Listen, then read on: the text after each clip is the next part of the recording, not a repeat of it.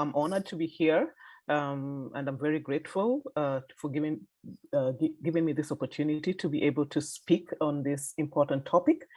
Africa is at the core of my heart, and tourism has been very important to me since I did my master's in tourism and my PhD in ecotourism.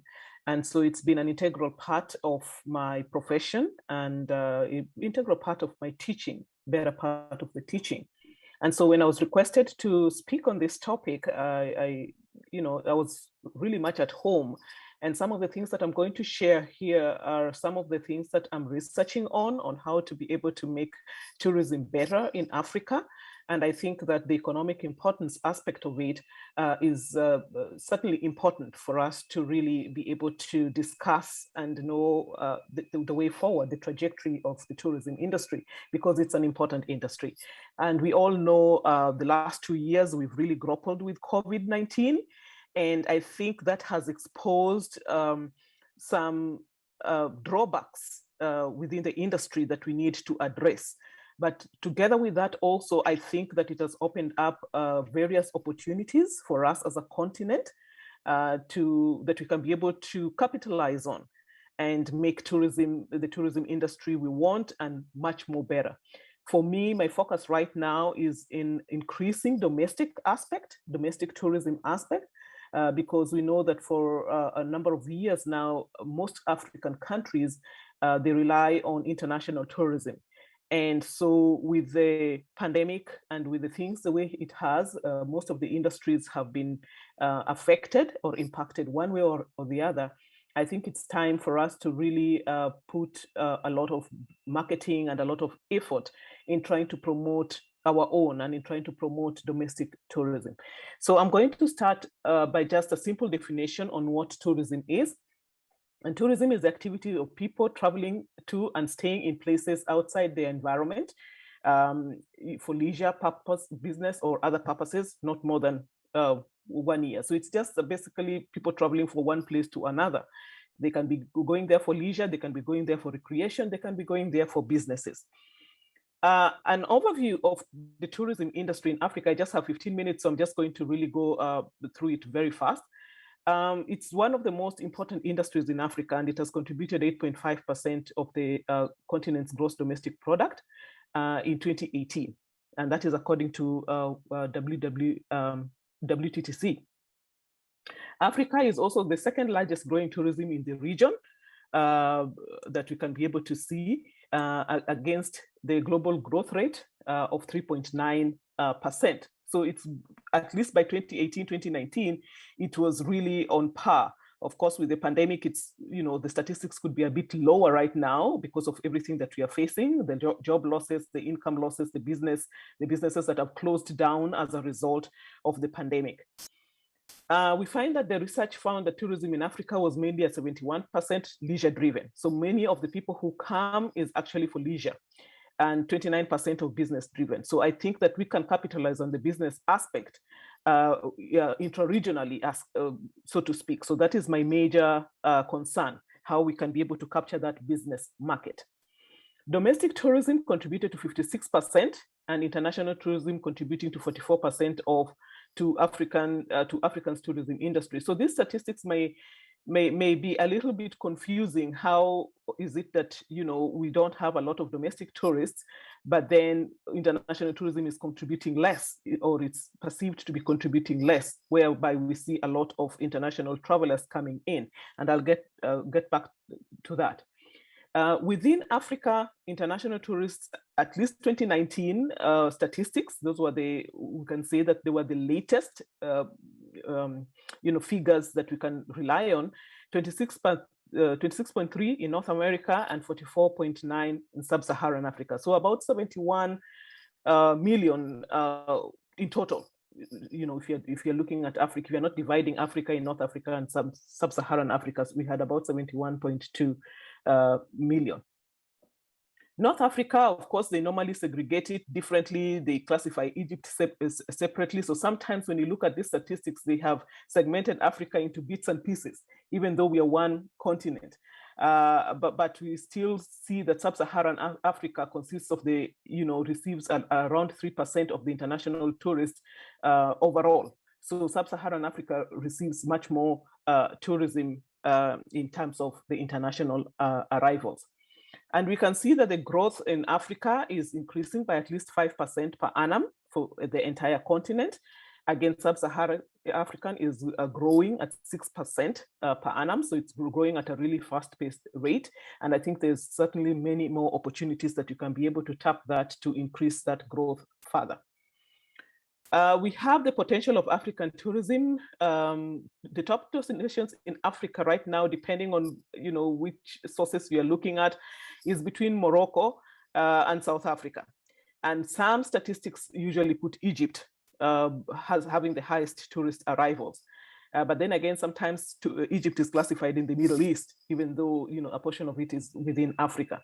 So Morocco and South Africa really are the top tourist arrivals where people go. So Morocco in the north and South Africa in the south, they receive much more tourist arrivals, and this is international tourist arrivals, than any other destination. So let's tap into the tourism demand. And I give a table there. This is the WTTC source, and this is as of 2019. So you see Africa is number 4 there with 55%. So it accounted for 55% of the continent's travel and tourism spending. So overall, Africa, compared to other continents in North America, Asia Pacific, and Europe, is slightly lagging behind, even though we really do get a lot of tourists coming in from most of these continents, including even Asia. It's a huge market that Africa needs to tap into. So there is that demand, that tourist demand that you can still tap in post-COVID-19. The different sectors in the industry, we have transportation, we have accommodation, we have food and beverage, we have entertainment, and we have connected industries. We have ITs, we have tour guides, we have all these other connected industries that can be able to work together to make the industry more successful.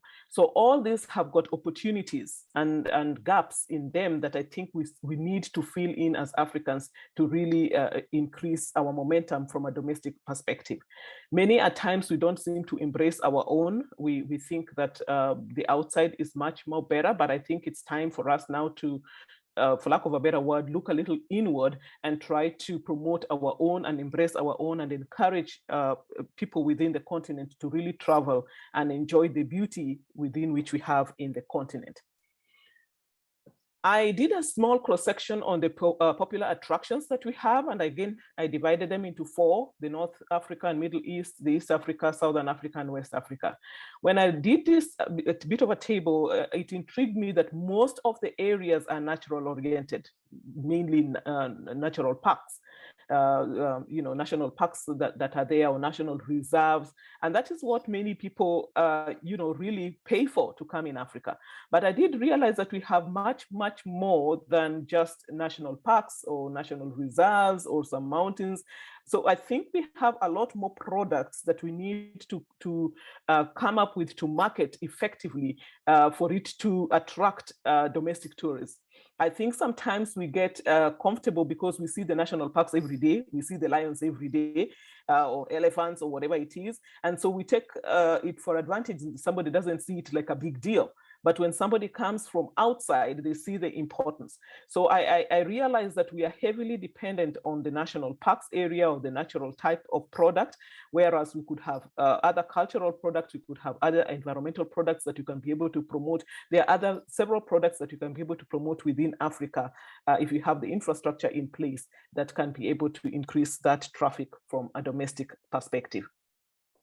It is important to note also that in Africa, we have 98 World Heritage properties. These are spread across 35 countries. 54 of them are cultural, and that's why you see, we have a lot of products that we can be able to market just from a World Heritage perspective. South Africa is leading with 10 sites, and Ethiopia 9, and then the other countries are leading with 7 and 5 each. So this is a huge market from a World Heritage perspective, a conservation perspective that you can be able to put in a marketing brand and a product to promote the area. So we are not so dependent on the financial relief that are provided by the government. We rely so much on the tourism, and small businesses suffer when we face a pandemic like this. Most businesses have closed. People have got to look for alternative forms of employment. And so it's important for us to find ways where we can be able to be of support, especially to small businesses, if we want to promote tourism and domestic tourism as a whole. And so we need to develop other products other than just the safari-oriented tours and products that we are accustomed to, especially within Eastern and Southern Africa. Tourism revenue. In 2019, we had 169 billion that tourism contributed and its economy. Of course, they're still trying to come up with proper data on how much loss exactly we have faced since 2020 when the pandemic shut down. So these are some, we are just looking at up to about 2019, but I know that there is a significant loss in the industry because of the pandemic that has come in. As of July 2020, it was estimated that we have lost 55 billion in revenue because people were not traveling, nobody was moving anywhere domestically or internationally. People lost jobs, and especially the small business sectors lost a lot of jobs during this pandemic. It's only now things are starting to look upwards. Now, this table, the revenue that comes in from the country, again, you can see South Africa brings in a huge chunk. Of course, I didn't see Kenya there, but Kenya would be somewhere just below Tanzania in this particular table. I think they brought in 1.7 billion or something like that, to that extent, in the billion in US dollars. So this is currently the chart where you find how much revenue is brought in by country, some of the highest revenue earners in the country from a tourism perspective, and this is from an international tourism receipt. And so it does really bring in a lot of money. It does generate a lot of revenue in the country that you can be able to use that to boost up our tourism sector better. Prospective in business and job creation. We need entrepreneurs, we need innovators, we need think tanks. There are so many opportunities. In fact, now I've seen a lot of opportunities that came in as a result of the pandemic. So we need to, as educators, and I'm speaking from a professor now, as educators, we need to be teaching our students how to be innovative in the marketplace, how to be think tanks in the marketplace and use the resources that they have to be more creative and more proactive rather than just seeking jobs. They themselves can be job creators. There is a potential for digital and mobile footprints, and I think this is the way going forward. So I think we need to tap into that digital market. We need to tap into that mobile footprint that is now available. And these are some avenues where we can be able to increase our businesses. Industrial revolution, manufacturing and buying local. Remember, I said sometimes we don't embrace our local, we don't embrace our own. So it's important for us, or the government at least, to put in some incentive to be able to manufacture things locally and we'll be able to consume things locally. Then, of course, we have the fastest growth of urbanization. There's tremendous opportunities in the urban cities for businesses and for jobs that people can be able to get from a tourism perspective. Infrastructure is very important. We can not ever emphasize that. And I think that part of the reason why domestic tourism is lagging behind is lack of infrastructure or poor infrastructure in some areas. So how do we facilitate investment in the sector? Sorry, I'm rushing because of time. We need to build proper infrastructures. Again, as I said, products. We need more healthy, promotion of health aspects. Bicycle tourism, for example. If we have proper infrastructure, we could include bike tourism for health purposes. Sometimes I think maybe we don't exercise enough. And so it's important that, and many tourists like these types of products. So we could be able to incorporate this as modes of transport rather than just the normal cars and the taxis that we need. We, of course, need clearly marked streets. Sometimes in Africa, it's very, very challenging. You can't put a GPS and it takes you to any meaningful place because we don't have properly marked streets. It's again, tapping into that digital footprint, we need to start clearly marking areas that could be easily accessible. We need better shopping experiences. Arts and culture, we are very creative. You can see even comedy, on social media has really taken up in a very different dimension in Africa. So those are some of the things that we need to promote from an international and domestic place. The communities surrounding the areas, we need to capitalize on that, work together with our neighboring communities and capitalize on what they have to facilitate investment. We need to develop human resource. Language capacity is important. Tour guides knowledge is very important. So human resource is a very vital tool that you can use as part of the investment in sectors. Political and institutional frameworks that enable tourism is also very, very important. I think sometimes politics get into the way of trying to encourage investors in coming into a place. And so we need to look at those frameworks that can enable tourism to thrive in our sectors. Some of the state-owned corporations could be privately owned for better management and service. We all say that public service is not managing properly, then perhaps they could give some of those corporations and have them privately owned. Obstacles. So what are the obstacles we face? Visa. Well, that was one of the things that we were told to talk about. Personally, out of the 65 countries that I've traveled to, very, very few, maybe less than 10% or 20% have traveled in Africa, mainly because of this issue of visa. So to be able to access a country within my own continent is just so much trouble. It's unbelievable. It's easier to get a visa to Europe or to America than to get a visa or to get access to a place in my own continent. So this is one obstacle that needs to be looked into from a regional perspective and from a continent perspective to make it seamless so that people are able to access and do business and travel for leisure as easily and as seamlessly as possible. Marketing and promotion, depending on what is being marketed and promoted. Sometimes I don't think that we are doing justice on how we promote or what we promote as Africans for Africans. So I think that also needs to be looked into. Tourism information that is out there, we need to, again, capitalize on the digital platforms, make sure that the tourism information is adequate, that is out there, that I can be able to get information if I want an information to go to Mali or to go to Senegal or to go to Nigeria or to go elsewhere. The information should be there, easily accessible. Make use of social media platforms. I think we need to really engage. Social media platforms these days, that's the way to communicate, that's the way to get to the younger generation. So we could use a lot of social media platforms, including TikTok. You can just go and post some video there about a place and somebody might be interested and I say, oh, I'd actually like to go into that place. We need to also believe in ourselves. We have the products, we have the resources. Let us believe in ourselves that we can do it and we can make it and market it as such. We need to be proud to be Africans. We need to be consistent across board, from the north to the south to the east to the west. Let us be consistent on what we want to market, the products that are out there, and why it is important for us to travel within the continent. Get a buy-in from the local tourists. Again, now it's about time we started to promote more local tourism and domestic tourism than international, even though it is good, it brings in revenue, but we need to get a buy-in into the local tourists. We need to factor in sustainability, both economic, social-cultural, and environmental. We cannot get away from this. So sustainability aspect is very, very important. And then tackle corruption. This is the biggest cancer we have in Africa.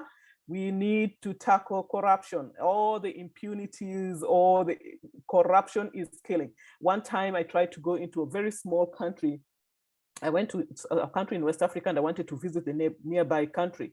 And so I was told I could be able to get the visa at the border.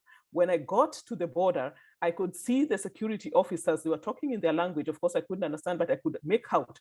They decided to charge me almost triple the amount of what the visa was supposed to be. And I'm an African.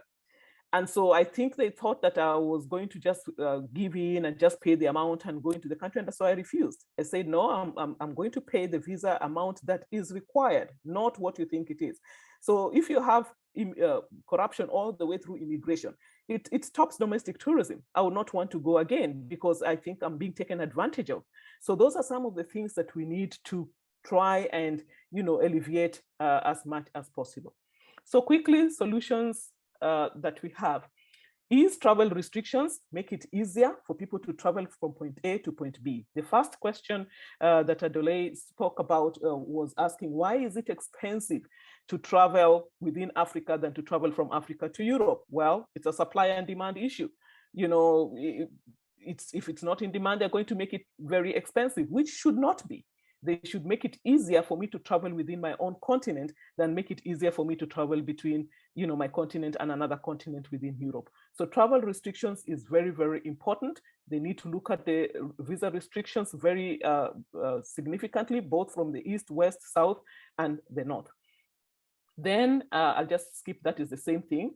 Right now, only 13 countries offer electronic visas. So make it easier for people to do electronic where you cannot be able to find consulates. So 13 countries out of 54 countries, it's really, really small. So we need to have more electronic footprint, make it easier, make it seamless, reduce a lot of unnecessary paperwork, you know, to make it easier for people to travel. Interconnectivity and infrastructure. We need proper interconnectivity from one place to the other. There are very, very few flights that are moving within Africa. There are very few airlines actually that are there. So if you want to increase domestic tourism, there has to be an overhaul in the entire airport air transport system. And I'm glad that this is part of the aviation association that you have. So we could look into ways where more countries can be able to have their own airlines or air transport to make it easier for people to travel from one place to another. So connectivity is important. You cannot take a whole day when you're trying to travel from one country in Africa to another, where you can reach, you know, Europe faster. So connectivity is very important. Infrastructure is very important. Number three, so these are the airlines that, you know, more popular airlines that I found. Ethiopian Airlines goes to 39 destinations, South African 15, Kenya Airways 38, Royal Air Morocco 22, and Rwanda Air 20 destinations in Africa. So it's very minimal, you know, from getting from one place to another. Going cashless is the key. We have to make this a priority for African economics as much as possible. These days, everything is on the tip of a phone. So cashless is very, very important, and that can be able to boost the overall sector. Public-private partnerships is also important. Again, like I said, there are some state-owned corporations that can really give the private organizations or institutions to handle this for better management, better transparency, better efficiency. And so it's important to have those partnerships. Brand Africa. What is Africa's brand? Do we even have an African's brand? You know, so how do we brand Africa? If you're looking at it from that perspective. So we need to look at what is Africa's brand. What is it that we are trying to achieve? How do we then brand from the north to the south to the east to the west? Cooperation from other states. I know that there are regional corporations. We have the SADC, we have the ECOWAS, we have the East Africa Community. So we have all these silos, but we need to have cooperation as one African body. That we can be able to look in terms of trade, in terms of technology, in terms of industry, in terms of tourism. So cooperation amongst all these other institutions is required. Multilingualism versus tribalism. This one is going to be difficult to overcome, but it is important for us to speak one language, and that is the African language.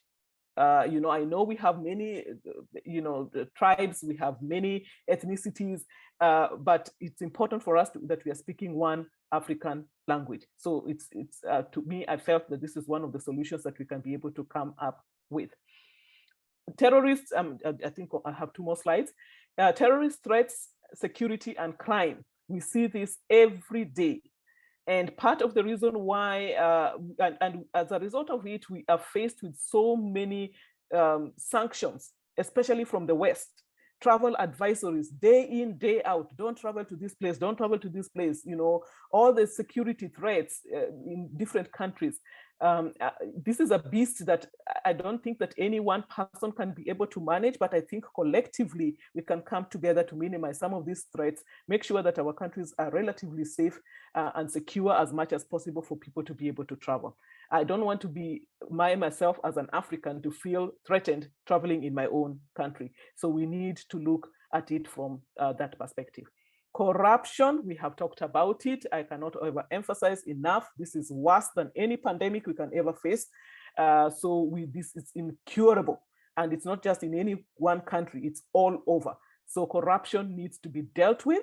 Political instability needs to be dealt with the aggression that it requires for us to be able to eliminate this development in the tourism sector.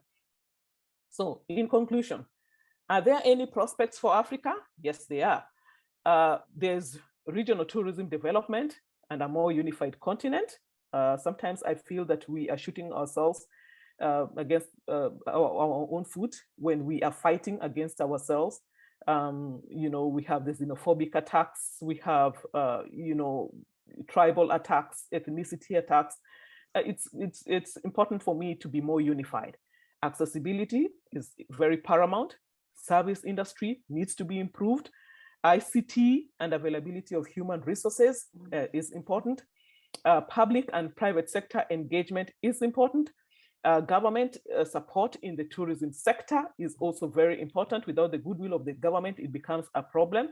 And then we eliminate all the issues that have been highlighted therewith. So Africa, yes, we can.